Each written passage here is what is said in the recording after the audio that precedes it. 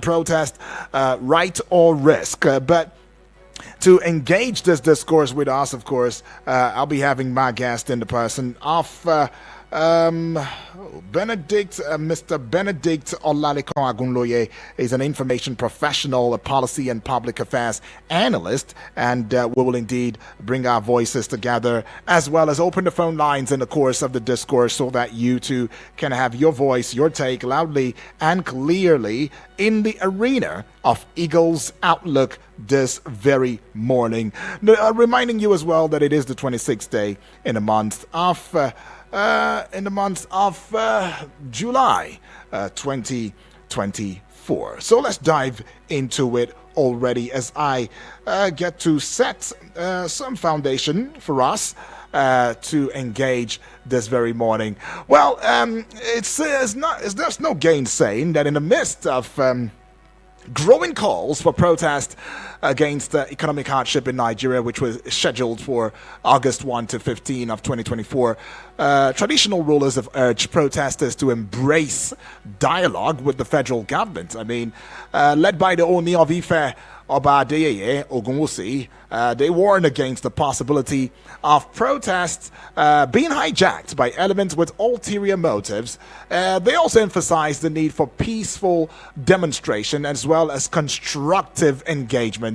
Now, meanwhile, the Department of State Services and Defense Headquarters, as well as have come together to put your voices together, saying that they're claiming to have uncovered the faces of sponsors behind the protest. I mean, this is sparking debate among the genuineness of the protest. Well, as the country teeters on the brink of instability, concerns arise about avoiding anarchy, looting, violence, and further destabilizing the struggling economy, which, of course, if you need I remind, inflation 34.19%. That's what's going on in terms of inflation. The food inflation, I think, is about 40.1 or thereabout.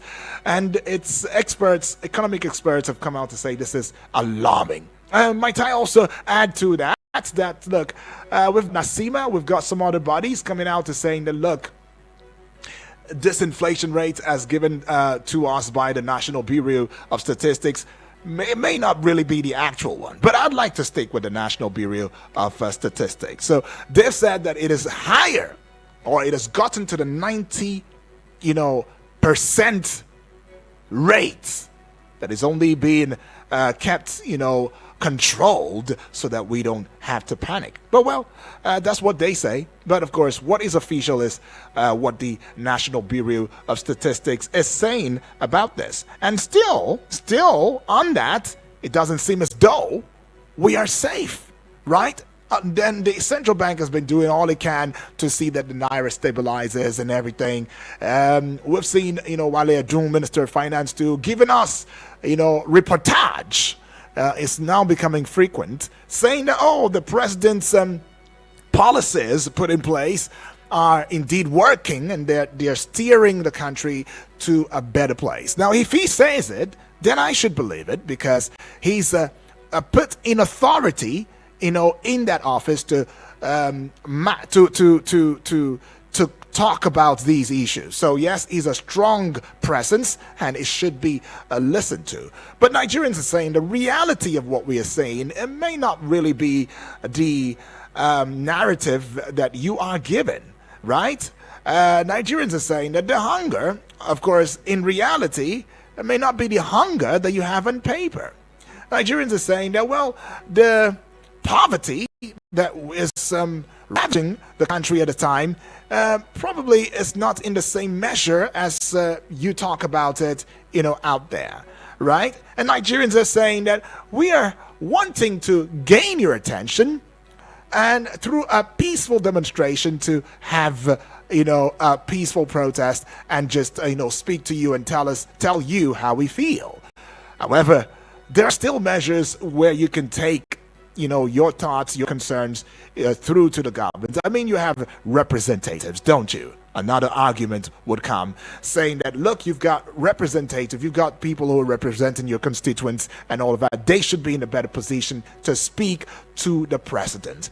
And in regards to this, we've also had, the recent happenings where, of course, we had some of the one person who represents his own people, talking about Alain Dume, had come out to saying that, well, the president is not listening, we cannot test, and and that the ideology driving the protest is inimical to the progress of Nigeria.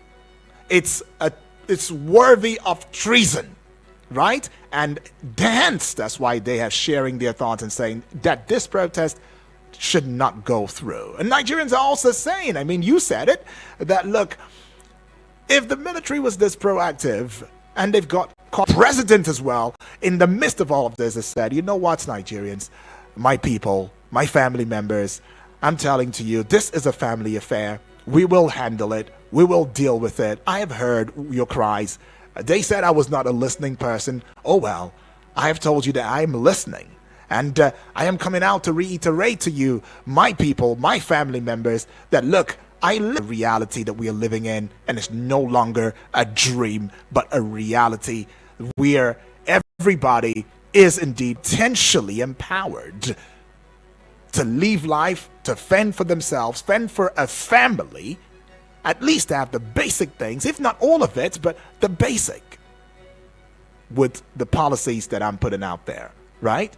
And these thoughts are coming, from left, right, and center. Now, another shared thoughts, will be the place of, okay, if we have information that there are people who are trying to usurp the, presidency or the presidency, in this regard, shouldn't that it be that there is tightened security to ensuring that these miscreants, who, according to the military, are sponsored, do not have a field day. In fact, they should be cooling off, in jail, in the cell, right? Should they try to rear their ugly heads? Well, that is what the conversation would be about today. And